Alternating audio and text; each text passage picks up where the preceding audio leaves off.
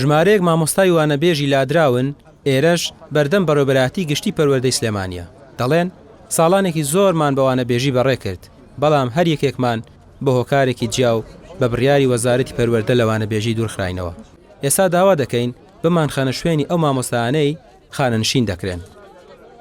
5 ساڵ خزمەتم هەبوو بەبێ دابڕانیش داوامم کردووە هەتا وەکو 2024 لە مانگی 5 لادراوم دوای تاوبوونی دەوام. هەموو هەوڵێکمان خستۆتە گارداوەکانی دکتۆر ئالان جوابمان بداتەوە لە ئێستا ئەم بڕیاری خانەنشینە دەراوە ئێمە بخرێنە جێ ئەم مامۆستایانێک خانەنشین ئەکرێن. بەڵێ ئێمە وەکو باف مافی خۆمان دابمەزێنەوە یان گرێبەسمان بۆ کرێ لە ماوەی پێشوە فەراغاتێک هەبوو، بەڵام دوای ئەم قەرارەی حکوومەتی هێرم کە ژمارەی زۆر لە مامۆستا و فەرمانبەری وەزارەتی پەروەردە تەقاوت دەبن و خانەنشینە بن، فەراغەکە زیاتر دەبێت و ئێستا زۆربەی قوتابخانەکان پەکیان کەوتووە لەسەر خوێندن، بۆیە ئێمە ئەو لەوێ دەبێ بۆ ئێمە بێت دابرێن و مافی خۆمانە.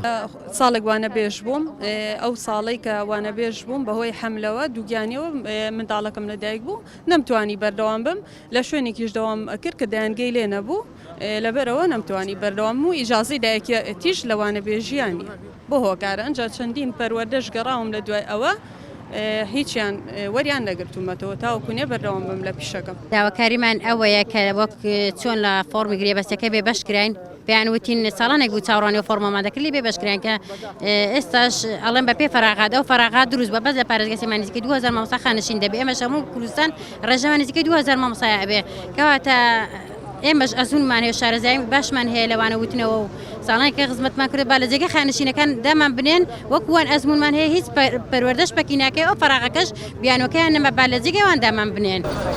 تا ئێستا خۆشیان نازانن لە تەواوی پارێزگاکان ژماری وانەبێژانی لادراو چەندە، بەڵام مەزەندە دەکەن تەنها لە سلێمانی 2000 مامۆستا بن.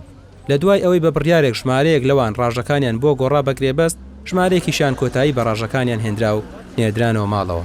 ئێستاش وەکو دەڵێن پەروەردە هیچمان بۆ ناکات و پێویستیشیان بە ڕاژەکانمان هەیە.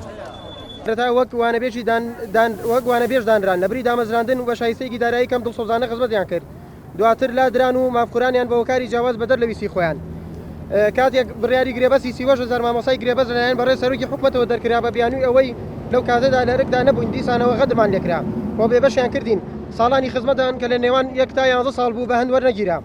ئێستاشی لەسەر بێت زوڵم لە وانەبێژی لادراو دەکرێت وەک خێرێک وەزارەت لە ماگی 9 ساڵی ڕابردوو ساڵی 2024 فۆرمێکی ئاراسی پەروەردەکان کرد کە دوای چەندین فشاری مەدەنیمان بۆ زانینی ڕێژەی لادراوان هەنووکەیترین زوڵم کە لێمان دەکرێت تا ئێستاش نازانین ڕێژەمان چەنە.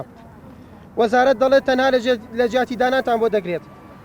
داواکارین لە بەڕێز وەزیری پەروەردە لە جیاتی دانان بۆ مامۆستای لادراو بکرێت لە جێی ئەو توێژە مامۆستایی کە خانەشین دەکرێن، ئەمەش دەرفەتێک دەدات بە مامۆستای لادراو کە دامەزرێن. داواکارین بە دەنگماوەنەوە بێن و هیوای ئەم چینە مافکوراوە بەجێ بگێنن. هەمیشە پاساوی حکومت بۆ دانەمەزراندن قەیرانی دارایی بووە. ئەو قەیرانانەی لە دوای شەڕی داعشەوە بووە بە پاساوی حکومت و دیار نییە تارمایی ڕەشی ئەم قەیرانە تاکەی بنێشتە خۆشەی سەرزمانیان دەدەن.